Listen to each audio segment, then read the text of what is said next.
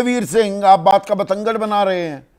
जो हमारी पहचान है वो बरकरार है, गंगा जमनी तहजीब है। कुछ सरफिरे लोग होते हैं, वो तो हमेशा होते हैं किसी भी सभ्य समाज में भी, उनको बेवजह इतनी तरजीह तवज्जो क्यों दी जा रही है?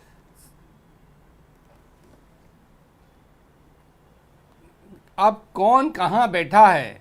अगर संसद में खड़े होके एक सांसद खुलेआम गालियां दे, स्पीकर सरकार का मोदी जी अमित शाह जी बैठे हैं और कहें कि ये इधर उधर के लोग हैं, किसी सरकार का कैबिनेट मंत्री, कई बार का कैबिनेट मंत्री बोले, ये कोई अनआइडेंटिफाइड कार्यकर्ता है क्या?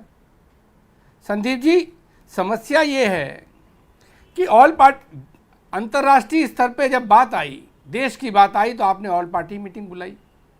ज़रूरत पड़ी देश को एक आवाज़ की तो सारा विपक्ष साथ खड़ा हो गया। समाजवादी पार्टी तो पहले दिन से फुल 100% बैकअप करके खड़ी हो गई।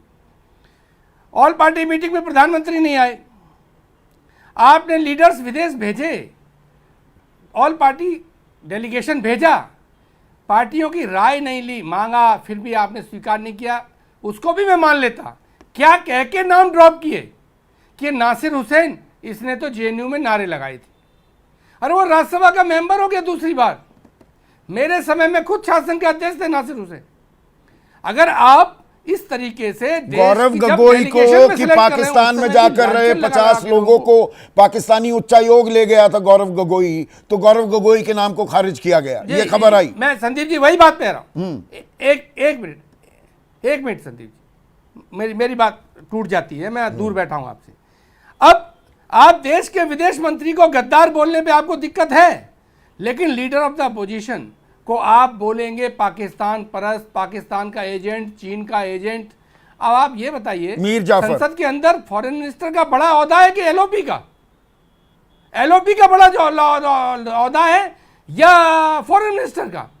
मुद्दा ये नहीं है। मुद्दा ये है कि जब आपने सहयोग लिया है, देश की लड़ाई में पूरी पार्टियां साथ खड़ी हुई, तो श्रेय लेने के लिए मोदी जी अकेले जा जाके क्यों भाषण दे रहे हैं?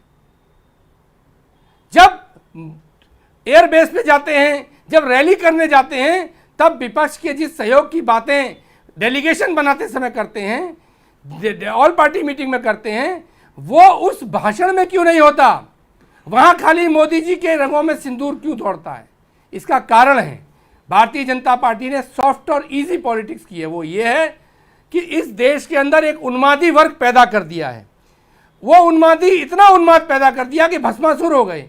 ये उन्मादियों को केवल यही पढ़ाया गया है। इन भस्मासुर से दूसरे किस्म के भस्मासुर, बल्कि मैं कहूं, उदयवीर एक सेकंड के लिए रोक रहा हूं, उनसे तो आप भी भली भांति वाकिफ हैं। अगर बीजेपी ये राजनीति कर रही है, ये राजनीति तो आप भी करते आए ना। एमवाई एक वोट बैंक, मुस्लिम यादव वोट बैंक कौन बनाता घूम रहा था?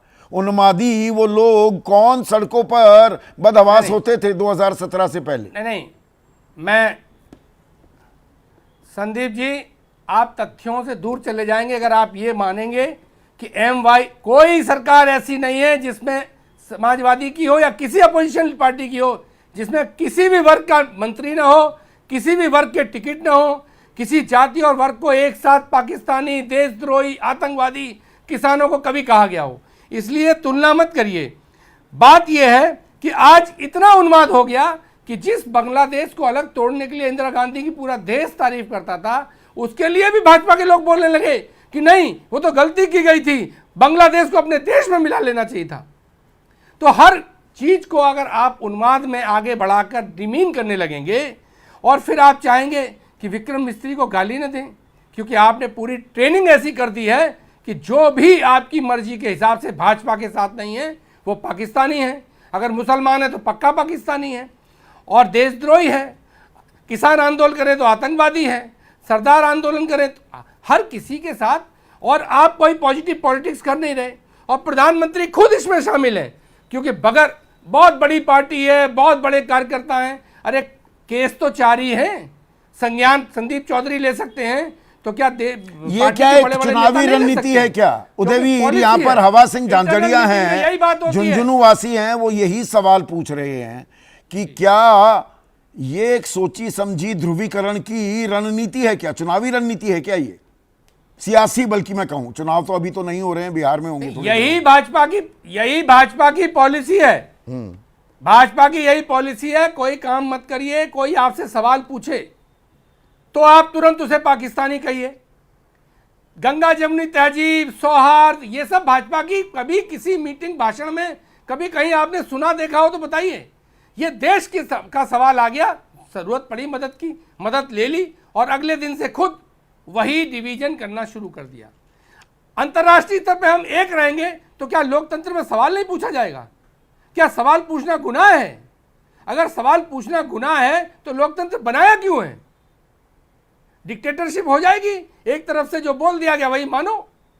या तो मोदी जी इतने सेंसिटिव हो कि ऑल पार्टी मीटिंग में बैठे, एक एक सवाल का जवाब मीटिंग के अंदर दे दें। ठीक है, पारस सांखला है, एक सेकंड उदयवीर। जी ने कहा